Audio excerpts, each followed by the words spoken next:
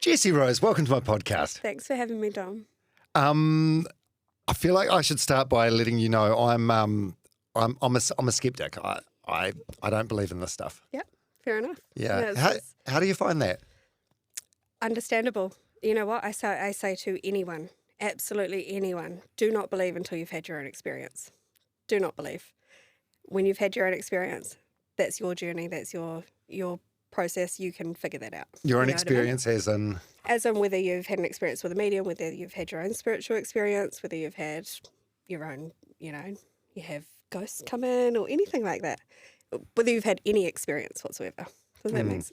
Well, one thing, I've been doing this podcast for about 3 years now. One thing I really love about it is just getting to speak to like a huge variety of people and trying to understand things that maybe you don't understand. Mm-hmm. And you firmly fit into that camp. Why you reached out to me about coming on the podcast, which is really cool. Yeah. I really admire. Why? Why so?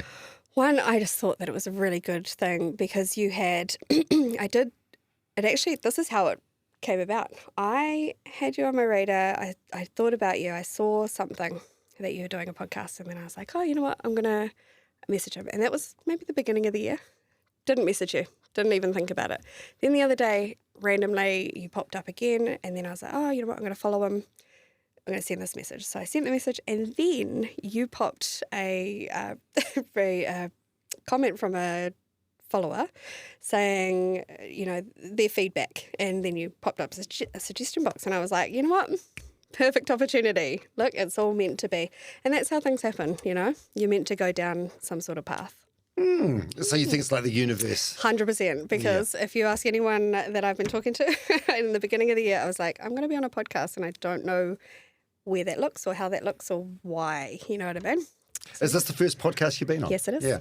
Well, I read some Google reviews about you, and they were all quite good. Jessie Rose was so lovely to talk to, and on a Zoom call was able to tell me my back pain was kidney stones and I needed to start drinking lots of water ASAP. Mm-hmm. After 6 days, my back pain has completely disappeared.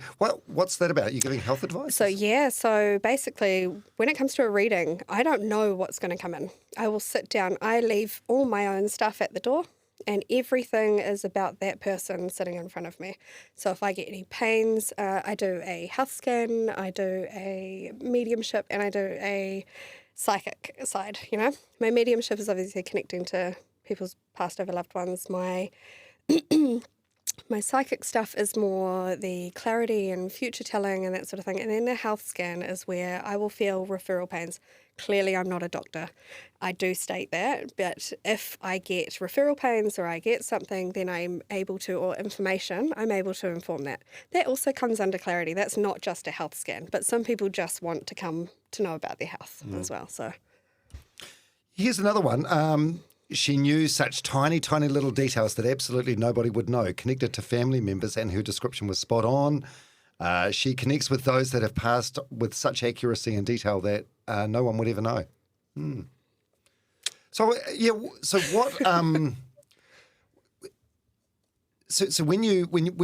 what do you see things or do you hear things? Is it a vibe you get? What are you? All of the above, Dom. All of the above. So I hear, smell, sense, see, feel, taste, touch, or touch is under feel, isn't it? But, all of the above. I don't know what comes in. Like I said, when I'm sitting in front of a client and everything I feel, everything I smell, everything I taste, everything I think, everything I see is all for them, nothing for me. Occasionally I'll get things that, what's the word? So like, let's say a scenario's happened to me. I'll get like a reference point and my scenario will come in my head and I'll go, oh, okay, this is for you. You've gone through this as well. So we'll talk about that. So it's just things like that, So you can't do like a reading on yourself? Oh, God, no. You know what? That is the hardest thing for a medium to do because you've got your own needs and wants in the way. You can't, I've been told by a spirit before, some things do come through, but do you want to listen to it? So like dead family members or friends of yours you can't communicate with? I can. So my brother passed away in 2009. It took me 13 years to be able to talk to him. So now I can. Why so long? Probably because I missed him and I had my own blocks. It's like if someone passes away, if you're in that grief, you're heavy in that grief moment with them, you can't see them, you can't feel them, you can't, because you're too in that grief. So they kind of wait and they come through in dreams or they'll come through in other ways. You know what I mean? You understand how cooked this all sounds. Yeah, absolutely. Try telling all my friends when I first started doing it. Yeah. Okay. All right. Yeah, I've got a bunch of questions. Go for it. Can all dead people communicate? Yes. Yeah? Yeah, spirit has no bounds, no language bounds, no anything. I have clients all over the world. And what happens when you go into a crowded room? So you go into a room and there's 50 people there. Like, are you... No, I get very anxious, very anxious. It takes me a little while to be able to actually enjoy being somewhere because there's so many energies around, so many things that I'm picking up, and I don't know who it's for or what it's for unless they sit down in front of me, you know what I mean? Sometimes I can kind of like gauge. I'll walk into a room and I'll have someone in my eyes, and they'll highlight in my head. When you meet someone and you're like, oh yeah, you kind of think to yourself, oh, maybe I know them or something like that. It's kind of like that. But I get very anxious at times. And are you able to like switch it off? Not really. I do try. But that's more when I'm at home with family and friends. Yeah. So is it something that you've like worked on and developed like a muscle, or is it just something that you were sort of... So when I first started doing it, I don't know, I told you out there, I had no trust in myself. I didn't trust that that's what was happening. Everyone else believed me, but I didn't. And I think that's something that you have to get over, is your own fear of being wrong, And so the more and more I got over that, the easier it was. And they send you little signs. So like, Who's they? Spirit, sorry. They send you little signs like, now I know when I get a bunch of flowers because that's their death date. That's the month that they died. So I'll get the month and I'll get a bunch of flowers and I'll be like, okay. If it's a birthday, I'll get a balloon. There's certain little things like that kind of resemble things, and I can put it into place. Right, so you see in your mind like the image of the person that you're communicating with. Absolutely, yeah. And like I know them, like I've met them before. So like their face and body? Yeah, so there's actually different points. So sometimes it comes through with reference points. So like before when I was talking to you about your granddad, I was like, this part here was coming through because that's the similarity is for you and your granddad is that, and there's other little parts like that if it's a ring that I need to know, I'll only see that part, you'll only see the little parts that they want you to know or that are relevant to the situation. So how old were you when you first realised you had this thing? Like a toddler or? No. To be fair, when I was younger, I actually didn't know what it was. I didn't have any idea of what it was or what I was doing. It was just kind of happening randomly throughout. It wasn't until I was 16, actually it wasn't until I was 13, and I told you about the bus stop situation, and I had a friend who we had to get off, and her grandmother was about to pass away, so we had to get off the bus real quick. Little moments like that, but I still didn't know what the hell that was, So you just thought it was like an intuition or a hunch? Yeah, like, for some reason I knew we had to go, and it wasn't until 2021 or 2020, something around there, I had my first proper experience where I was sitting there and there was a spirit right there, and I was like, whoa, So you're so 2020. You were like 30 at the time, 31. Yeah, 30. Right. 31. Right. So that's when you had your first proper experience. Because you hear about kids with this sort of I don't know. My daughter's highly intuitive. Right. Highly intuitive. And then I suppose it's like a muscle where if you don't use it, you lose it, or you can hone on. But it seems weird that you'd be at that late stage of life when it's sort of... I think that we all have a path, and maybe my path just, that's when that was meant to start. Not prior to that. I was meant to experience things so that I had things to relate to for people, I guess. You know what I mean? Yeah.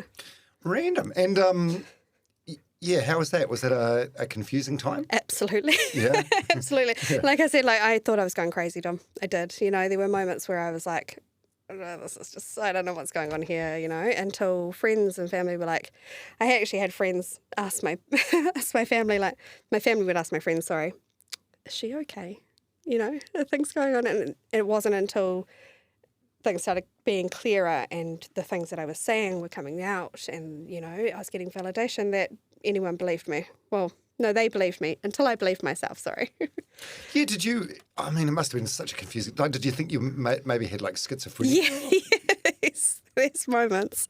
Absolutely. Like, I'm not laughing at the No, but you know what I mean? Absolutely. No, I'm just trying to picture if it was me, it'd be quite alarming. Absolutely. And I had moments where I was like, okay, what's going on here? And it's only because I have knowledge of psychic mediums prior to this that I had any idea of what was going on or where it was going. Do you know what I mean? Yeah. So as you were saying before, like psychics and mediums are two different things. Different things. So all mediums are psychics because they can perceive and receive information, but not all psychics are mediums. So you can be a psychic who is highly intuitive and just perceive, forward events, past events, those sorts of things, current events. But if you're a medium, you actually connect to the spirit world and you can, and you know what, Dom? Every single person can do what I can do. Whether you want to or not is a different story. You know what I mean? It's like that muscle. You can grow that muscle. You can do that. It's entirely up to you to develop that or not.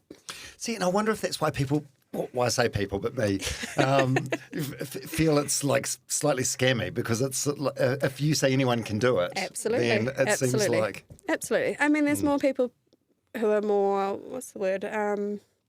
in tune to doing it or more, receptive to the information so they kind of can go in that a bit more. But there's some people, not everyone's meant to be a podcaster, are they? Do you know what I mean? Yeah. not everyone's meant to be a coffee maker. Or, you know what I mean? It's just everyone's got their different angles and their different things. Yeah. So who were the first people you told? Would have been my best friend. She was definitely one. We would sit there and I'd tell her some things and she'd be like, oh my God. Like what? Like what sort of things? I can't even remember what had happened. Actually, I had a boyfriend at the time and his friends.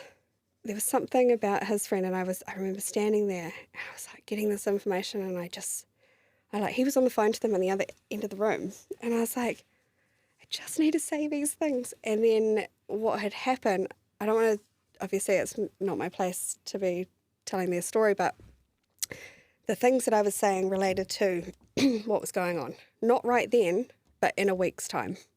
So whoever was coming through to me for them gave me the information. I gave it to them. Everyone's like, well, that makes no sense. I was like, I know, it makes no sense to me, but I just have to say it. And then a week later, it all made sense. And then who else did you tell? Would have been slowly, really slowly, friends and family and other things. What sort of reaction? Yeah, I had very mixed reactions. Some people were like, oh, you're nuts. But to be fair, they probably thought I was crazy before that. Well, the best people are a little bit crazy, right? Exactly. I've got a lot of ADHD in there. So any sort of backlash? Like, did you lose any friends or anything in the... No? Nah, not really. Mm-hmm. I think more once it became proper and I was getting clients and things like that and people were understanding of it, Before that, they were just more concerned about me, concerned about my mental health, I suppose. Yeah. Which so was I. Are you in a relationship at the moment or are you... No. No. Does it put people off having a relationship with you because they're scared you can...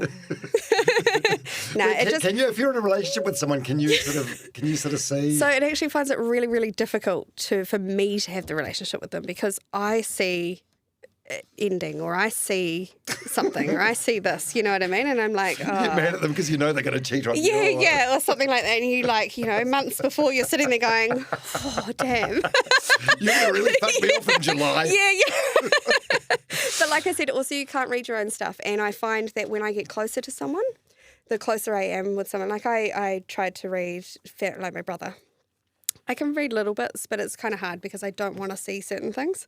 So I block myself. So I guess going back to can you block it? I guess you can when it comes to family and friends because it's like I don't want to hurt. I don't want to see that. I don't want to see if there's something damaging happening and then that's that. You know what I mean? Oh, okay. Right. Like when my brother passed away. It was like, so when was it? 2007, he went to Australia. That was I would have been maybe... 18? Yeah, maybe even, no, I would have been younger than that. Okay. Or somewhere between there. Anyway, can't really remember. he passed away in 2009, and it was maybe 2 or 3 years prior to that, so whatever. But I was standing at the airport in tears, knew something was wrong, didn't know how to put it, didn't know where to put it, or didn't know really what it was. Felt like I'd lost him already, hadn't lost him, but I felt like I had. Then everyone was like, oh, you're just being silly, you know, and I was like, oh, okay, I'm just being a silly young person. And then when he passed away a couple of years later, I was like, oh, well, that's what I didn't want to see, isn't it? That's what I didn't want to know. So I blocked it out for a little while. So this was like a whole decade before you sort of, I guess, leaned into it. Yeah, absolutely. Yeah, so what did you see at the time? Because I suppose, like, from your family's perspective, I mean, if you say goodbye to, like, a family member at the airport and they're going overseas for an OE or whatever, there's a sense of loss associated with that. Absolutely. But did you have just a feeling he was going to die? It was a deeper feeling, like I had already lost him, like I was never going to see him again, and that if he walked through those doors, that was it. That was all. It was just a feeling. I didn't see anything. I didn't, hear anything. There was nothing like that. It was just, he was already gone. The moment I walked out of, he walked through those doors, he was gone. That was it. So do you still talk to him now? Absolutely. Yeah, like how often? Like I said, all the time. He helps me out. Right. When I get stuck with something, I get stuck and I'm like, hey mate, can you help me out? He's like, yeah, absolutely. So he'll tell me things. So does he remain the same age? No. So spirit actually doesn't remain the same age. They actually grow with you. So I had a really, really hard reading this morning, actually, which was the one about their child that passed away. They're 7 now, however, they're going to grow throughout life with her, and then in 30 years, they'll be 37. They might still come through as a little boy sometimes, but they'll mostly come through as them older. Yeah, we were talking about that off mic just a second ago. Yeah, so it was a reading you had this morning. That was the hardest reading. With a mum who had lost her son to the unthinkable, a brain tumour, and it was one of the hardest things I've ever had to explain or talk through. But he was so cute. He was so cute. And when I talk to spirit, I talk to them like I'm talking to you. I just have a good chat with them. But this was a little kid, so I had to really get on this kid's level. And when this kid came to me with these two, it's really, really hard. Had 2 trains, and came to me, and there was the 2 trains that he was showing me. He was really shy and hiding behind things, and he'd run off and then come back, and he'd run off and come back. Typical kid behaviour, But he had these 2 trains, and he would show me, and he goes, look at these. And I was like, oh, that's really cool. Is that Thomas? And who's the other one? And he was like, it's Percy. And I was like, okay, that's cool. Those were the 2 trains, the last 2 things he was holding before he passed. So that was really important for her to hear, because it was validation that he was there and showing me, you know what I mean? These little bits. So, yeah, it was a really, really, really tough, and I absolutely cried, cried, because you feel it. You feel every little bit of every little thing being a medium, and you feel their pain. You feel not only their pain, you feel the passed over person's pain. You feel just everything. When did the boy die? Only a month ago. So it was really, really soon. Really, really recent. Yeah. It was, like I said, the hardest thing I've ever had to read for. And I've had some wild stories. People being whacked in the back of the head. I get a whack in my head and I'm like, oh my God, my head's really sore, and I don't know where it's come from or what it is, but then it unravels and they'll tell me information about it. But they generally come with how they've passed, and they'll give me a really bad pain of wherever that is, if it was painful. Those sorts of things. So, just back to the boy with the trains. Yeah. So the mum books a reading with you. Yeah. And what does she tell you? Nothing. Yeah. Nothing. She comes and sits down. And to be fair, I didn't see him at first because he was hiding. He was hiding from me because he didn't like strangers. He was a very reserved little boy, so he would hide behind his mum. And then I was sitting there, and I have male coming on my left side, female coming on my right side. Her grandmother was there, her grandfather was there, and I was like, oh! And I just watched this little thing run in front of me, and I to be fair, I thought it was like a friend, because normally friends will come line up about down here, and I'll be able to, families up here, friends are down here. But I was like, oh, oh, and it just like ran past me. And I didn't know at first, I really didn't, until I had run through and I was going through her kids and I was like, oh, you know, you've got this one, you've got this one. And obviously I can't go into too much detail because that's her situation, but I was talking about her children and about little things there. And then there was just this blank on him. And I'll write the 3 and then it was just him. And I was like, I don't know why there's a blank here. I'm not sure. And she was like, he's passed over. And I was like, let me find him.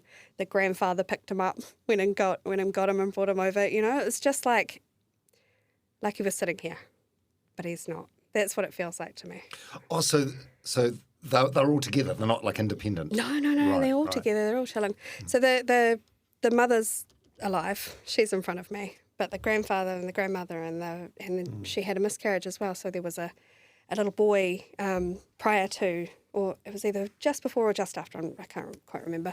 But so he's with his brother because, you know, that child's still a soul. That child then grows up as well. And they were playing and he was telling me to tell her that, you know, he had his brother there and that they were playing and they were doing all this thing. And it was really cool. So that's obviously the reason why the mum came to see you. Like she's obviously just in unimaginable grief and pain. Absolutely. But what was the message, or like what did she want to know? She just wanted to check that he was okay. And they just wanted to connect. That's the thing. I'm all about, you know, people come to me for so many different reasons. It's not just connection. It's not just clarity. It's sometimes they're on their own spiritual path. Sometimes they're on a healing journey. Sometimes they're on this. You know, there's so many different facets to what people come for. The mediumship side, she came to talk to her son. She came to reconnect to him. Even though she talks to him, every day, it's still, she came to connect to him. And I've offered her to come back. So she's coming back for a free reading in about a month. It was just a bit too soon because I was so emotional as well. I was like, I think we need to, you know, obviously we got all the way through it, but then I said to her, you're welcome to come back. You know, it's the least I can do after going through all that. So she's going to come back and have another one, connect with him. So someone like that mum, could she come and see you like once a month? Or is it sort of redundant? Is it just... To be honest, I don't recommend coming more. I mean, like I said, every situation is different. Absolutely every situation is different. You have you know, let's say I've got a client who comes to me at the moment who's on her own spiritual journey learning how to be a medium herself. So she comes every 2 weeks. We'll sit down and we'll have a big chat. Then there is you've got the people who come to just connect and then they just come maybe once a year. Then you've got the clarity people who come and that they only come once a year as well or sometimes they'll come a bit sooner, maybe every 6 months, depending clarity? on... What do you mean? Guidance on their life, everyday information, future, past, how we get through things, and what we're doing, you know what I mean? But yeah, that's the clarity side of things.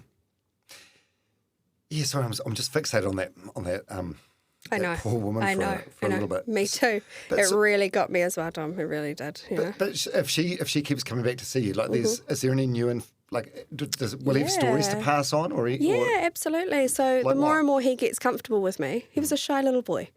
He didn't want to talk to me at first. I'm new. He doesn't know me. You know what I mean? So I had to, we had to have little chats, and I was like, "Hey, matey, how are you?" You know, you really get on their level.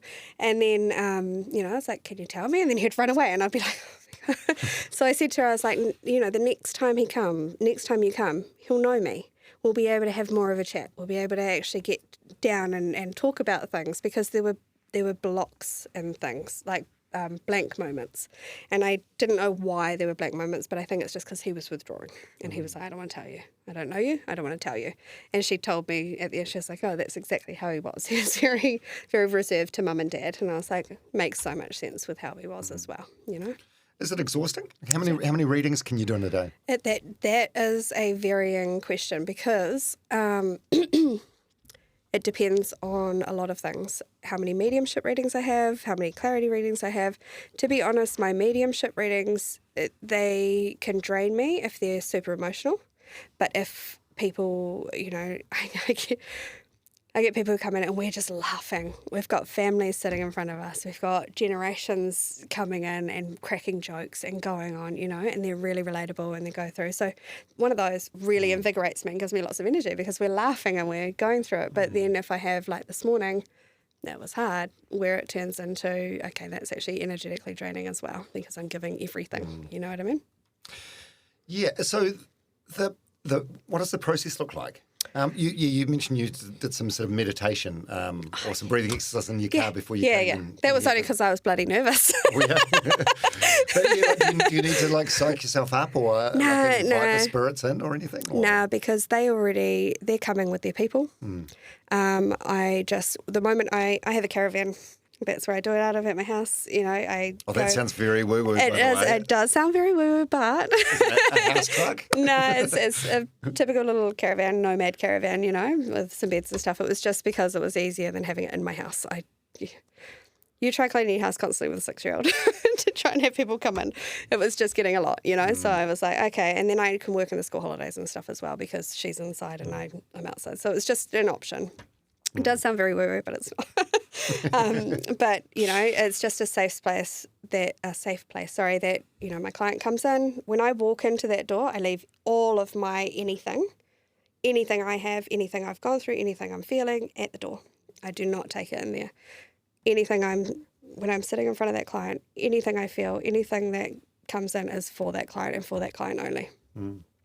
And do you hold any information back? Like if you get some bad news or... Sometimes I do. Now, this is more of a moral thing because sometimes people aren't ready to hear what I have to say. And I know that. You know what? 90% of my clients have someone or are ADHD and they're struggling with that. So they come, this is for my clarity readings, they'll come and I'll tell them about that because that's something that I'm very knowledgeable in, you know, because I've got it myself. So I can relate to them and I can help them through that. If someone comes to me though and their daughter has ADHD but they're not ready to hear it, I'll say, do you know that you've got ADHD in your family? And they'll go, no, we don't. And I'm like, okay, cool, we won't say anything. You know, because there's no point in upsetting the apple cart for them. Let's just go on with what they're here to hear. Little things like that. Otherwise, if it is super, I try not to. Just little things like that, to be honest. I really try not to hold back. But if say you're doing a reading with someone and you can see or you sense they're going to be dead within a year or 2 years or... Oh, I have a story for you. I went to a retreat one time. I was a guest at this retreat. I had this beautiful lady come to me. We had a good reading. Her mum had just passed away about a year before. Anyway, I sat in front of her.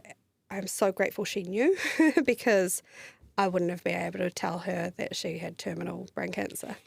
But she sat in front of me and I said, do you know about your head? And she goes, yes. And I was like, fuck. Oh my God, thank God. You know? If she said no, what was your next? I would have been like, hey, you need to go to a doctor now, right now. Don't finish don't finish it. You need to get in the car and go right now. Because, you know, she had already been told to be mentally, physically and spiritually in that order. I think it was spiritually first, aligned, which is normally what they'll say if you've got terminal something, you know. Kind of get you to align all of those. What about if someone's coming to you and their partner's being unfaithful or something? Is that something you say? Absolutely. Yeah. Absolutely. And what do you say anything about that? Or? Absolutely. Absolutely. I promise you, anyone who comes and sits in front of me, if it's on their mind, it'll come through. You know, if it's something they're concerned about, it will come through and I will say it. I will tell them. I will, you know, there are certain things that like I don't know. If I don't know it, it's because there's a reason for it, you know. We're not meant to know or they have to go through that to go on a certain journey or go and experience something else. But no, for me, always tell someone that their partner's cheating. That seems very dangerous. Like, what if it's just a platonic friendship with a lady at work? Because it's definitely not. Yeah. No, you know, if it's a platonic friendship, I'll know that. I'll know that it's a platonic friendship and I'll say, you have nothing to worry about with that woman, you know, or that man. You have nothing to worry about. Yeah, have you ever had an experience with a spirit that scared you? Or something? Yeah, actually. And it wasn't really even scary. It was more so that it was 5 o'clock in the morning and I didn't want to be woken up. But I was laying in bed and my dog was at the end of the bed and they normally would come to the end of my bed. And my friend's grandmother had passed away. It was 5 o'clock in the morning. I'd never met her, but she knew what I did. So, of course, I'm her first point of contact because her granddaughter's over here and I had to call her granddaughter to tell her. But she already knew, thank goodness. But anyway, I was laying in bed and it was 5 o'clock in the morning and the dog just starts barking his ass off. And I was like, what is going on? I wake up and I see the spirit at the end of the bed. And then I was like, oh my God, do you mind? And then it moved over. It goes, oh, I'll just move over here to stop the dog barking. It was this really sweet little voice. And she moved over to the side of the bed. And I didn't even realise who it was or what was going on. But I was like, hey, do you mind? Could you go away and come back at a reasonable hour? And I felt really bad, obviously, because it was my friend's grandma. But then my friend called me and I was like, hey, I think your grandmother came through to me, because she was like, oh, my grandmother passed away last night. I was like, oh, my God, that makes so much. It's your grandmother who came through, you know? Like, yeah. And the orb. The orb? Oh, did I tell you? I haven't said anything about this orb. The other day was one of the coolest experiences I've ever had. And I honestly, going back on thinking I was crazy, I would have thought I was crazy. But my daughter saw it too. And the other person who was with us as well also saw it. So I don't know if you know about orbs. I didn't know anything about them either. But it's a white ball. It looks like smoke. And it was kind of like, it was about this big. Anyway, I get out the car. I'd just taken my daughter to the A&E. So I was quite panicked. Didn't know what was going on, because I can never really read things like that, you know, especially when you're in your own panic. Yeah, I get out the car, we just got back, she was okay, and I look up and there was this orb and it just floated past like this, and I was like, did anyone just see that? What was that? My logic brain clicks to like, is anyone smoking around? What's going on? Like, where has that come from? And then my psychic brain was like, oh my God, that's what that was. And my daughter goes, I saw it. And she climbs out the car and goes, oh my God, Mum, it just dissipated into smoke. I was like, whoa, okay. Like, if she hadn't have, I fully would have thought I was going crazy. Wow. Yeah. What do you think happens after we die? I wish I knew. I think this is a hard one, because there's so many different, like, and I've spent time asking spirit. They can't tell you. Our brains can't comprehend where they are or what they're doing. But energy is perpetual motion, and I believe that we are just energy, and that when our physical body goes, our energy will still move around. So we can go wherever the hell we want. We can come to the people we love. We hang around. Normally we'll hang around the people we love and just take care of them until they meet us, and then go from there. But I genuinely wouldn't know where the hell anyone is, you know? So you don't believe in like a heaven or a hell or anything? No. I don't know.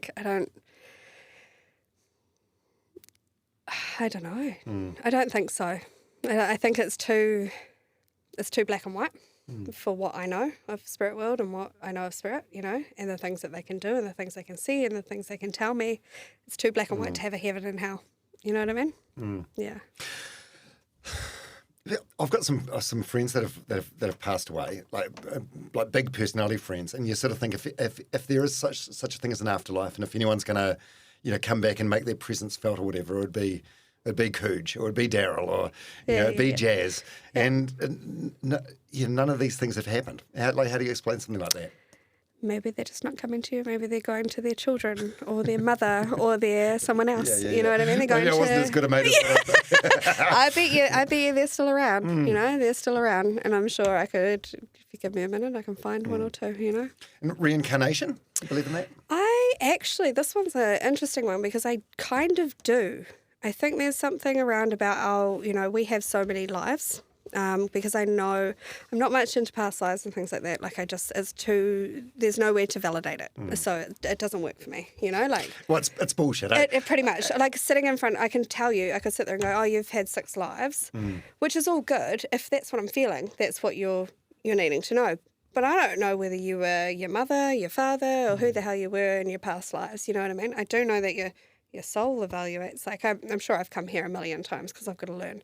But I think our whole purpose of being here is to learn how to move through the world, even through hurt, but with love and kindness and care, you know. And I know that sounds really like, you know, peace-loving hippie, but it is. It's all about the shit things that happen to us and moving through those with kindness and peace and love and being able to still function and be okay, you know what I mean? Yeah. And if you can't move through the world after being through so much hurt, or you hurt so many people, you're going to come back.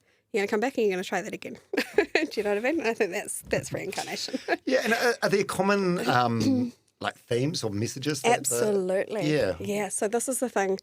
They generally come in themes. One week this is just my clarity side, and this is 3 different families, okay? So 3 different families. I had a dad who, you know, the mother had passed away. He remarried an Asian woman. The kids weren't happy because the money goes, you know, everywhere else. So one week I had the Asian woman come to me. Completely same scenario, but different family. I had the dad come to me. Same scenario, completely different, had the kids come to me. You know what I mean? Like, no one knew each other. They weren't the same families. But it was the theme of it.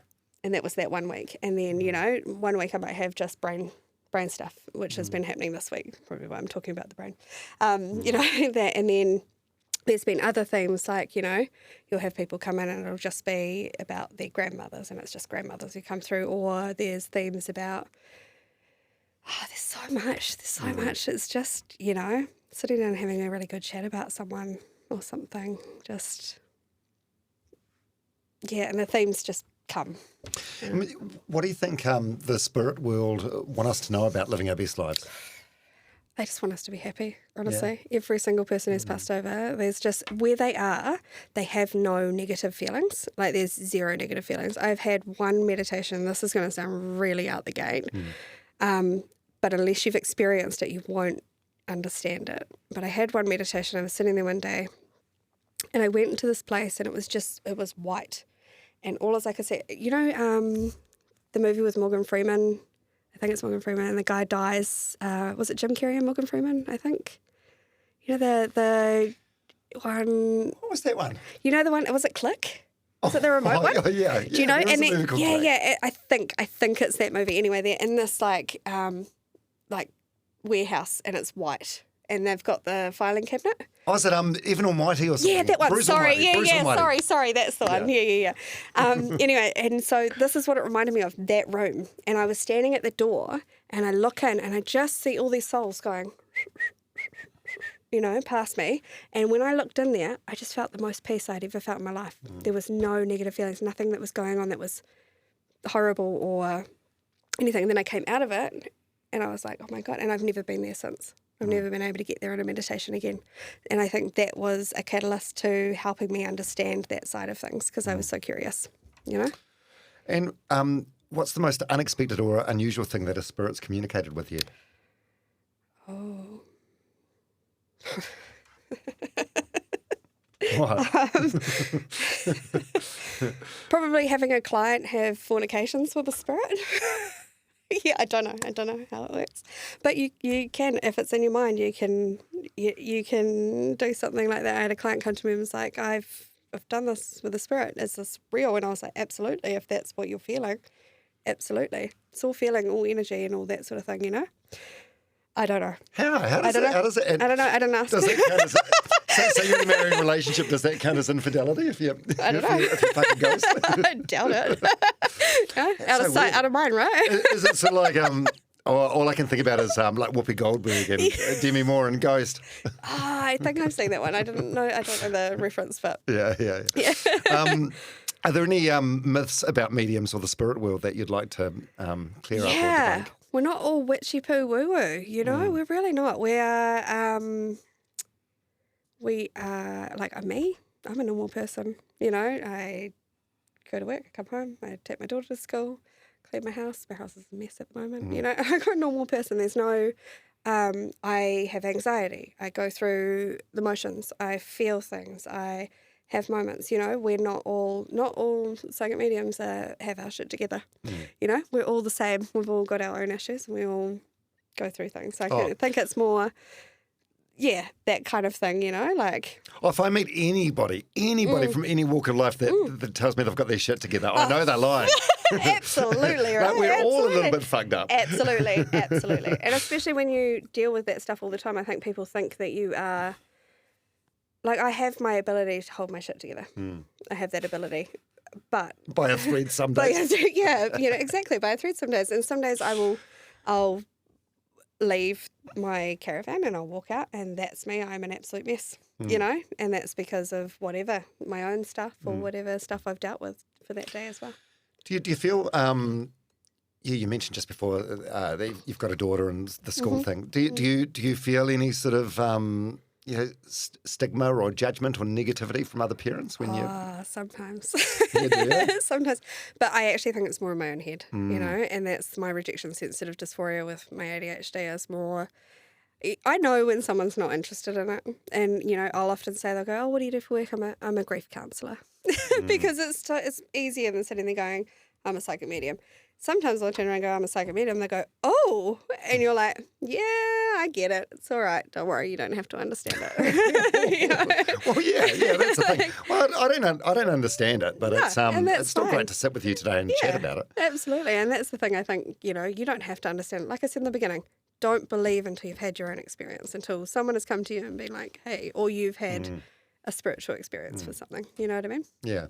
So when you're doing, like, let's say the school pickup, if you're talking to another one of the parents and you see something, do you just bite your tongue, or? I've had this experience as well where I do say things, but that's just my kind empathy nature as well. Like I want to. You share the information unsolicited. Yeah. Like what? What sort of information? Oh no, it's only people that I do know. I will never ever share anything unsolicited. Sorry.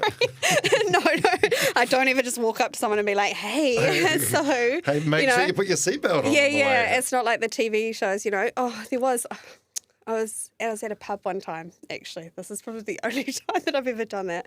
This guy comes up, he was standing there and he had a bung shoulder and he was about to go to Wanaka, and I think I had like his grandmother, or I had someone, or I think it might have even been his mum, come to me and was like, "Tell him to look after that shoulder."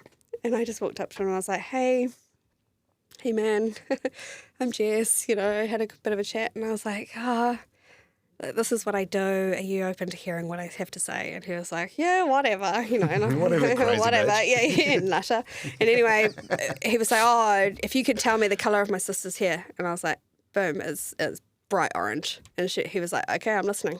Because he's pitch black. His, like the hair and everything is just, I don't know. Had she passed over? No. How can you? Because I can see living and passed over. Like I can see all, Right. I don't know where it goes sometimes. I don't know. That's your story. So, it'll come in and I'll be like, hey, this is what I'm seeing. Who's that? Where does that fit in for you? And other people come in front and they, come and sit in front of me and they think they're open and they're not. And so the information can be kind of blurred because of that, They'll come and sit in front of you and go, no, I'm ready for this. But really they've actually got their own blocks in there. Sorry, what was I saying?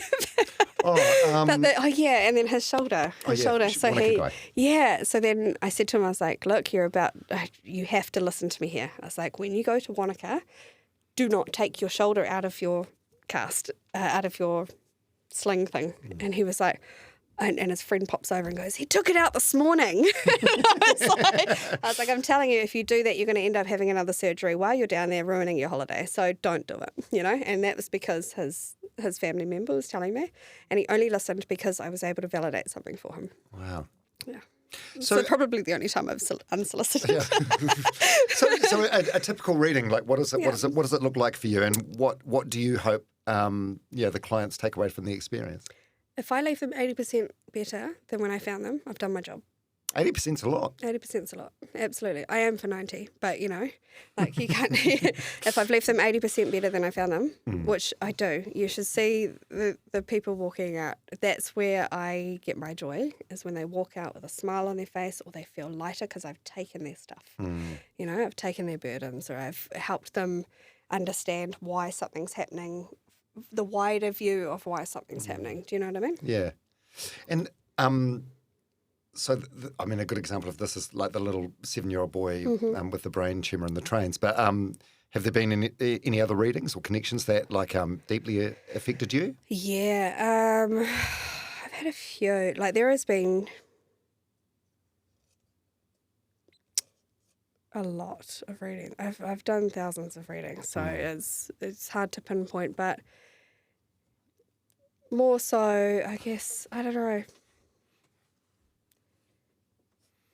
No, that one's just on the forefront of my mind. It was so hard. Yeah. I suppose it's recency bias as well, since it happened to me. Absolutely. Yeah. So it's it's kind of overtaking my thoughts. But I have had, and there are a wide variety of readings. I get people coming, like I said, for all types of reasons, They can sit in front of me, they're here for a mediumship reading, or sometimes they'll come for a clarity reading, not realising that actually they need a mediumship reading. So I'll change that and I'll give them that medium reading, I'll be like, hey, such and such is here, this person's here. Every single reading affects me somehow. And it's because my heart's in it for them, and I can feel their pain and I can see the connection that they've had with that person that's in spirit. And so every single reading's deeply affected me. Yeah. And what's the most fulfilling part of the job, do you think? Like I said, just leaving people 80%. Leaving people 80% better and having them smile. When people turn around to me and say, you have done wonders today, thank you so much. You've actually just helped me clarify a bunch of stuff. You've helped me move through something. That's me. That's because I've helped someone. That's my sole goal in life. When I was little, people used to be like, oh, what are you going to be? I was like, I just want to help people. So I guess that's, that's what I'm doing. Just helping. And what would you, if someone's listening to this that thinks they've got like some sort of an ability, like what would your advice be? What should they do with it? They should, well, it depends. If they want it, follow it, have a look at it, go down that path. If they don't, there are ways that you can block it. I don't know them, but there are ways. You have to go and find that out somewhere else. But if you do have the ability and things are going on right now, sorry, your dog. What's he doing? Is he licking your feet? He licked my foot. Oh, no, he's biting your foot. Come here. It's all right. He's fine. I have a puppy too. He's like, why did you just wake me up? Did you like my foot? Are you getting weird vibes? He's like, oh, God, that's weird. Is there weird energy in the room? Look at his little tongue. He's such a gorgeous wee thing. He is. Sorry, I forgot. What would your advice be to someone that thinks That's they've right. got some... It's just, go and meditate and find out, follow, ask. If you're thinking something, ask someone. Always ask if it's for someone and elaborate on it, because that's the only way you're going to understand whether it's thoughts or whether there's something deeper going on that you need to go and maybe get checked out for. But because there is a fine line, I think, between mediumship and mental health.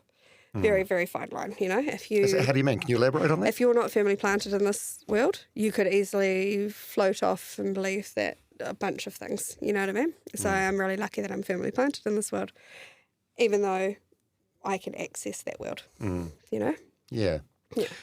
What's the most challenging aspects of what you do? Delivering bad news? Yeah. Which, to be fair, the only way I'd deliver bad news or why bad news would come through is kind of if they could change it or things like that, because spirit doesn't come through with bad news.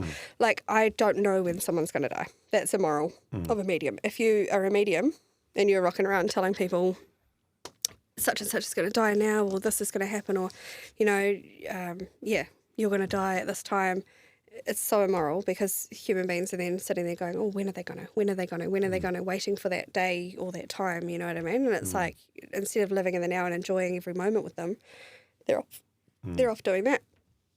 For me, I would say the hardest part,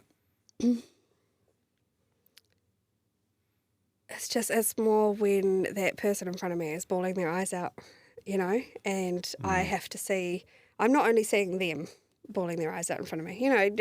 Any empath would know. You sit in front of someone crying, you're bound to cry too.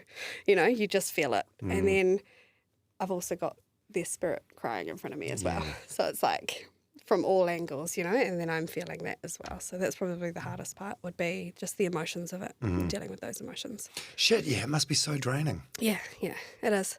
But I think I compartmentalize it, and I've got to a point where it's like, okay, like I said, when I leave that caravan, leave it there. I do little things that would be classed as woo-woo, saging. And that's purely... Oh, God. No, but it's purely only for... What is saging? Saging is actually like, so normally you'd use a smudge stick or something where you'd walk around, smoke your place, right? And I do that, but more for a cleansing point of view, from the smell triggers my brain into a calm. Not necessarily getting rid of spirit, because the spirit's already gone with my client. They don't hang around. They're not hanging around with me. They don't want to come see me. They come with my client. They leave with my client. You know what I mean? It's more for my peace of mind, my brain. If I smell that smell, and it's more incense for me. I'll light an incense and have that smell going, and it's like, okay, when I smell that, I'm calm, and I can put all that information that I've just heard or read or felt out the door. To be fair, when I'm having a reading as well, I don't actually know most of the, like, you know, I've had people come up to me afterwards and go, oh, this has happened, this has happened, this has happened. And I'm like, oh, that's really, and I love people coming up to me. I love it. I absolutely live for it. And their feedback. But honestly, some of the details I don't remember because I'm just the medium. I'm in between. I'm the communicator for the two, you know, so I don't remember what's being said. Yeah. Do you think like, do you think it's like a good thing or a bad thing or maybe a nothing, just to like course correct people? You know what I mean? Like change the way things are supposed to roll out? Absolutely, because they would not be in front of me unless they were meant to, unless they needed to hear the information. Readings only happen when they're meant to. You'll never give a reading for someone who isn't meant to hear it, because you'll just get no information, you know? And I've had, out of the thousands of readings I've had, probably had 2 like that, where I've had to be like, sorry, here's your money back, off you go. Because come back later date, you're just not ready right now. I'm not getting any information, you know? I might not be their person either. They'd be able to give that information too. But only 2. Right. So, yeah. Yeah. I did wonder about that. There are moments. And, Does that depend, like if someone like me comes to you and I'm you know, cynical or skeptical or whatever, does it make it harder for you to? Yeah, absolutely, because then you've got to go through their blocks. It's even harder. The hardest part is not the live people. It's the skeptical dead people, because they can hide. You know, they can hide anywhere. And you're sitting there going, I feel you. I know you're here. Where are you? Why are you not showing me yourself? You know, and they'll just be waiting until some more information come out. And then they'll come out and I'll be like, oh my God, you know, such and such is here. He's so skeptical. And she's like, yeah, he is. He's so skeptical. And I'm like, yeah, well, I'm going to wait for him to bloody, you know, like be accustomed to what I'm doing. Like, he's curious, but he's so skeptical. He thinks I'm all shit. You know? So do you believe in like ghosts haunting people? No, I don't believe that spirits can haunt. I believe that they've got better things to do. Way Like better what? things to do, like hang out with their family. Right, and, right. you know, like, don't get me wrong, spirit can mess with you.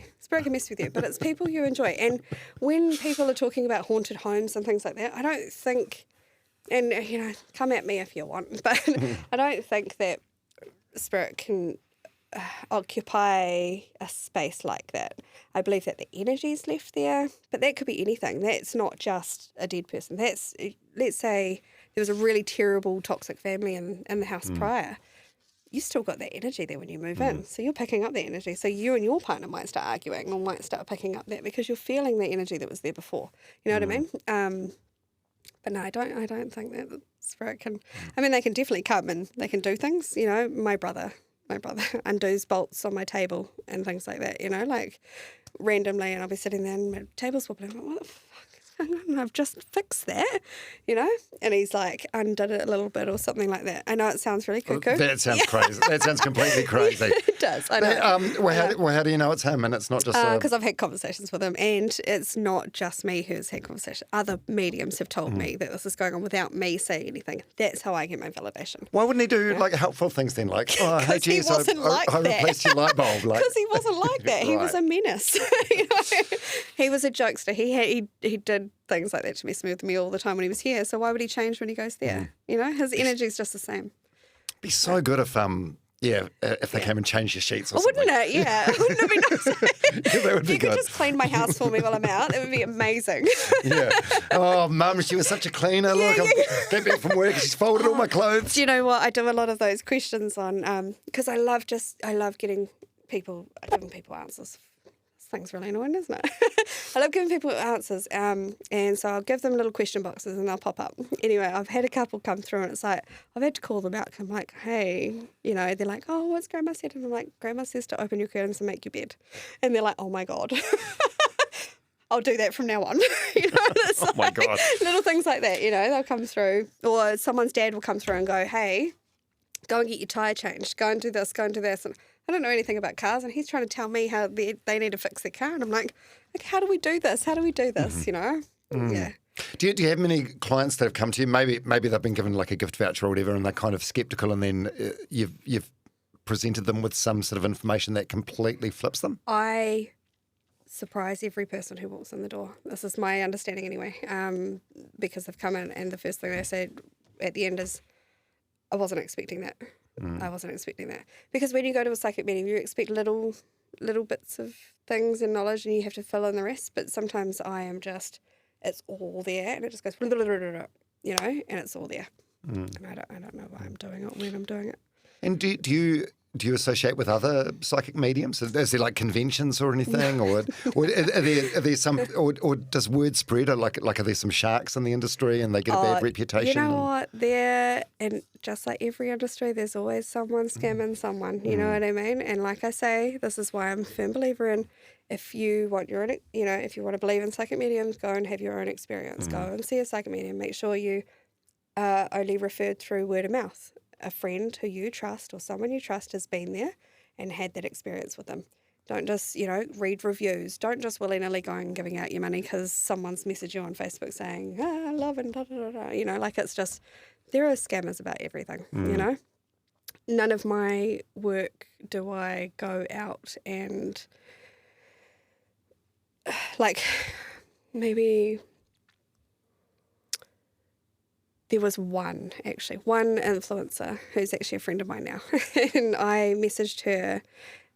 Her father had just passed away. He was such a strong spirit. And I just messaged her and I said, hey, babe, look, this is the situation. I've got your dad here. Da, da, da, da. When you're ready, you're welcome to come and I'll give you a reading. You know, so she left it, no answer, nothing. And it was maybe 6 months, maybe a year later, or... I don't know the timing, somewhere around then. She ended up coming back and going, okay. And now she's like one of my best clients. Because she who's goes that? through. Can you say? Yeah. Is it someone well known or what? Yeah, well, I don't know, Zania Oldham, I think. Yeah, she's just an influencer, fitness influencer in Tauranga. But she's, you know, beautiful, beautiful soul. But she came along and then I've had, you know, but that was kind of like, that was me going out of my way because I had him in my ear. Every time I'd see her stories, he'd come in and be like, oh, babe, you know, and say something about it. And I'd be like, okay. Oh, my God, you're kidding me. So you can be scrolling like TikTok or Instagram. Yeah, or, oh, yeah. my And it's just, God. it doesn't stop, you know, like it's just, there's things there all the time. Yeah. Right. There's got to be a way to shut it out. Yeah. Is this something that should you be working on this for your own sanity or peace of mind? I don't know. I think I've got to the point now where it's like, I kind of get to that point where it's, I know, you know, if something comes in, I'm like, okay, cool. That's that. I'll leave that for later. Or I kind of have an understanding with them now. Like, don't interrupt me when I'm just living my life. You interrupt me when I'm in my caravan. You interrupt me when I say you can interrupt me. Not, you know, I'm in charge of my life, not them. Do you need to say that out loud, or you just like talk to them internally? Sometimes I feel like I'm talking to myself because I am talking to them internally. You know, like you're having little conversations with yourself. But Oh my God. And I know, and it sounds really woo-woo and sounds all this, and these are things that I think, you know, but I'm so normal otherwise. So leading on from like the Instagram thing we were just talking about. So say you're watching or reading a news story online. All the time. So something like say Grace Millane, for example. Yeah, all the time. So I followed that. I watched that, and in fact, I don't know if that was before I had started being a medium. That was a long time. That was a girl who is English girl who was here on a holiday and murdered by that piece guy, of shit, put in a suitcase and buried in the Waitakere. That's right. So do you, when that's in the news cycle? Things like that, yeah, absolutely. I get it on my phone. You know, I'll be laying there and it'll come through and I'll go, oh, babe, oh my God, I'm so sorry. And they've come through to me and they're like, he did it or she did it. And I'm like, okay. Obviously, I'm not going to, you know, go to the police and be like, hey, I know this has happened. But if they came to me, I would happily let them know, you know, or if the family came to me, I'd let them know, those sorts of things. But yeah, definitely get that information come through. Because are you old enough to remember used to be a TV show on called Sensing Murder? Do you remember Sensing Murder? Yes, was that Calvin Cruikshank? Yeah. Actually, that was kind of how I got into this because I got a free ticket, went to this show, and I was sitting there, and I was like, all right, if this is real, because I was skeptical as well. And I was like, all right, if this is real, and I spoke to my brother in my head, and I was like, if this is real, Jamie, you tell him to interrupt, because my brother's not a showy person. He wouldn't have been like, oh, tell them all about my story. You know what I mean? He would have been like, just let her know I'm here. So I said to him, I was like, okay, if this is real, you let him know to let me know that you're here. Anyway, he was in the middle of this story talking to this family. He just goes, oh, I've really got to stop for 1 second. I've got this young man here who died really tragically. I just have to make it known. And then he went back to it, and I was like, fuck, this shit's real. Okay. And that's when it and then I forgot about it. I was like, oh, that was an interesting experience. Cool, Yeah, because that TV show, like was wildly successful, maybe 15 years ago. I can't even timestamp it. But feels like in every other episode it would end with like Calvin Crookshank running around with a shovel, trying to find a body, and he never found the body. No, and I think that there's certain things that we're not meant to find as well. If he was meant to find the body, he would have found the body. If he's not meant to find the body, he's not meant to find the body. You know what I mean? Like we can only, I will never say anything unless it's come to my brain or it's in that, it's messaged in the way that I know my messages come through. You know what I mean? People have come to me for their cats. I'm trying to find their cats. I don't know, a live cat's constantly moving, so I'll tell you where it last was. Dead cat, I can tell you it's dead. I don't know where it is. That was it, things like that. But yeah, I don't know. I think that show, TV's so hard because it can be cut and things like that. Yeah, it can be very, a heroic edit to make the psychics look good. That sort of thing. Don't get me wrong, he's good at what he does. I've seen him live. Is he legit? Yeah. From what I know anyway, I don't know him as a person, so I can't make judgment on that. But I do know that he is. I know my experience. My experience was, hey Jamie, my brother, can you tell me? You tell him to tell us that you're here instantly. The moment I said that, he broke from what he was saying and said that. That to me is validation. You know what I mean? Yeah. So that to me, he's doing what he's doing. How he can do a big group like that, I don't know. I would shit myself. Yeah. Have you thought about that? I have, but to be honest, I just find that the information would be too scattered. I don't know how, my understanding of it would be I would be sitting there and there'd be someone crying and I'd be like, well, clearly they need information. I don't know how it works. I'd do smaller groups, smaller intimate groups, like 10, something like that. I've done bigger groups. The biggest group I had was 15 and that was it. And it wasn't for everyone, not messages for everyone. There were some people that needed more messages, more time, more thing than others, but I wouldn't do anything bigger than that. And do people come to you that like they're missing like a wedding ring or? Yeah, all the time. Oh, really? all the time. Wait. All the time. Yeah. And can you? That's my Q&A. So I've got like a little Q&A that they can message through or they can let me know, and they just book it and it's 10 minutes. Often their one question's 2 seconds long and I can give them an answer, and then so I'll give them extra questions on there. But yeah, most of it is, I've lost this ring, here's a photo, I don't know where it is. I've lost this cat, I don't know where it is. I've lost this, I don't know where it is. You know what I mean? What's your strike rate like with finding? I don't know. Pretty good, I think. It's more so they've got to then find it with the information that I've given them. Right. You know what I mean? Like what sort of information do you give them? Okay, I had a lady come through who is actually I can say this one because it's my friend. She was over her family was over somewhere. They had lost the ring. It had fallen off and fell into, where did it fall into? The bag, I think, that was just under. Anyway, they had a cleaner person come into the room. They thought that the cleaner had stolen the ring. And I was like, no. And then anyway, my friend calls me up and goes, hey, this is the case. Like, where is it? And I was like, look, tell her to look in the little bag inside the other little bag. It's fallen off and it's in there. And she was like, oh my God. Anyway, she found it. She found it and she was like, oh, clearly the cleaners didn't steal it. I was like, no, they didn't. You just lost it. It's in the thing. It's in the bag. I can see that it's in the bag. You know what I mean? But like I said, I only know reference points. So if someone's going to be like, where is my ring? And it's in a black bag, I'm like, I can see black. I can see, if I try and look, I can kind of see outward and I can see in it, but that's about it. Yeah? How often do you get people asking you like about lotto numbers and things? That old joke. You get that as one of the most common questions. Yeah. And you know what I think? I think if you're bloody meant to win lotto, I'd know them for you. You know, or you would know them. You don't need me to tell you about your lotto numbers. You know? What are the other like common questions that you get? What's my sole purpose? Or what should I be doing in life? Are my loved ones happy? Are they healthy? You know, like, are they better? Are they at peace?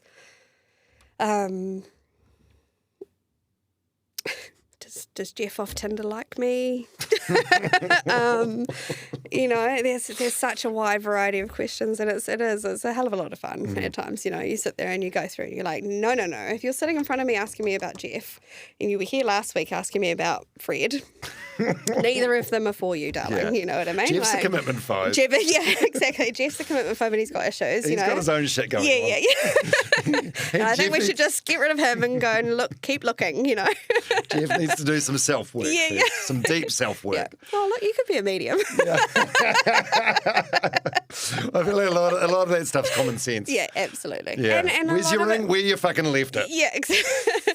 I don't know. I had a friend tell me about a ring that had fallen. They were at a work do, and he got really mad at his wife, and he had taken this ring off, and he thought he had biffed it when he was drunk. Anyway, he had it, and he'd put it in his pocket, and he'd taken his pants off at the hotel, and then he dropped it, and it'd rollen under the bed. And I was like, look, the last place he put it was in his pocket. Tell him to look at his pocket. It might still be there, or it might be under the bed. Anyway, he found it. He didn't throw it like he thought, though, you know. Yeah. Well, this has been fun today. Thanks. Yeah. Is there anything? Is there anything like left unsaid? Is there anything that I haven't asked that you thought I would ask, or anything that you'd want to say or clear up? You've definitely asked everything that I thought you would. Yeah. Yeah. Thanks for coming on the podcast today. You're welcome. Yeah. Any closing words? Like, what would you like to leave people with? Look, if you have been thinking that you want a reading, just go and get one. Do your research first. Always make sure, like I said, you have, either a word of mouth or a standing review.